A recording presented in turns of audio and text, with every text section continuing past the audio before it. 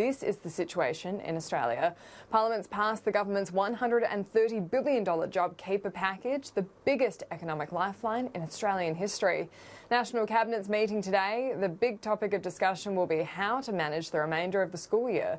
Strike Force police investigating the Ruby Princess have boarded the virus-affected cruise ship.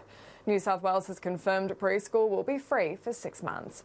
The federal government is asking Australians to stay home over the Easter weekend, saying they don't want undue pressure put on regional health services if people get sick. Let's take a look at the state-by-state breakdowns of the numbers. You can see here the map right across the country, and it does show we haven't had too much growth, but we have hit over the 6,000 case mark, which is a cause for concern. But also equally important is that recovered figure over 2,800. The death toll, unfortunately, has risen to 51 with one extra case. You can see there New South Wales leading the case numbers with 2,700. That's more than double Victoria at 1,200, followed by Queensland, 953. WA and South Australia both sitting in the 400s there. Tasmania, 107, just ahead now of the ACT at 99. And the Northern Territory at 28 cases. Here's the coronavirus curve over the past month. This is what the authorities are also keeping a close eye on because it's the best indicator of how those physical distancing measures are working. You can see there after those two peaks on the 24th and the 28th of March that it did decrease there. Now the case numbers have sat below 200 since the 3rd of April, which was also giving a lot of confidence to authorities, but doesn't necessarily indicate those physical distancing measures will be over anytime soon. Today, the National Cabinet will hold its final pre-Easter meeting. That's this afternoon as states push the Prime Minister to look at an exit strategy. Live to our political reporter Trudy McIntosh. Trudy, states are starting to look at how restrictions might be eased. Annalise, this is about trying to determine what the end game looks like, what would happen if the country starts to ease restrictions, what impact obviously that would have on the economy, but more importantly, what impact that would have on Australian lives. There's been a push today by a group of senior business leaders warning that this 6-month economic hibernation that the Prime Minister has been talking about could be a very detrimental to the economy, and they are making the case that they should be looking to loosen these restrictions more quickly. But that's been pretty swiftly knocked down by the Deputy Chief Medical Officer, who warns it is premature to be talking about lifting restrictions in the coming days.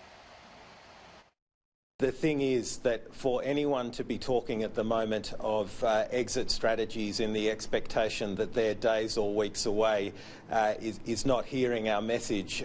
These are weeks to months away. But what we are considering is what those strategies might look like.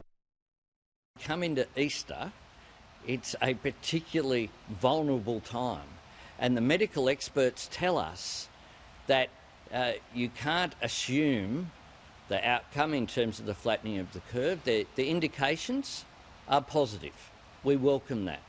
But they also say you've got to wait a couple of weeks.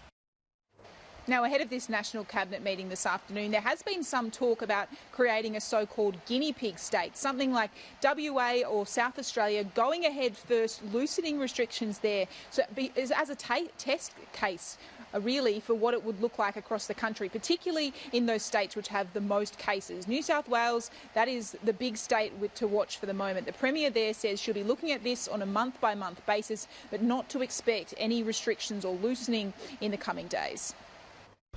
Early signs are positive that it is having an impact. It's too soon to say whether or not the impact is sufficient for us to consider any form of relaxation. We don't want to think about that until we get the data sets, but we are, as a state, going to look at data once a month closely in terms of what we do in the future with restrictions. And Trudy, the future of schools heading into term 2 is also on the agenda for today.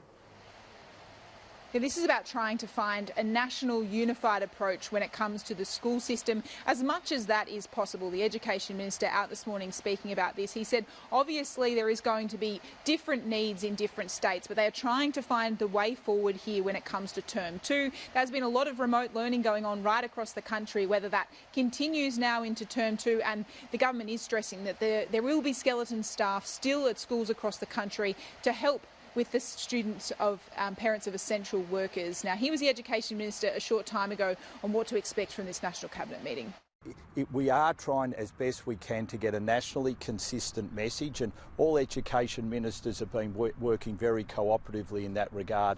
But we also do have to understand that the spread of the virus in New South Wales and Victoria and Queensland is different to what's occurring in the Northern Territory, South Australia and Western Australia. So that's why we're getting a different emphasis in those states and territories. But certainly the school holiday or the break after term 1 will give us time to consider our options about what term 2 for schools will look like. There are some options we're considering, but again, it will be based on health advice.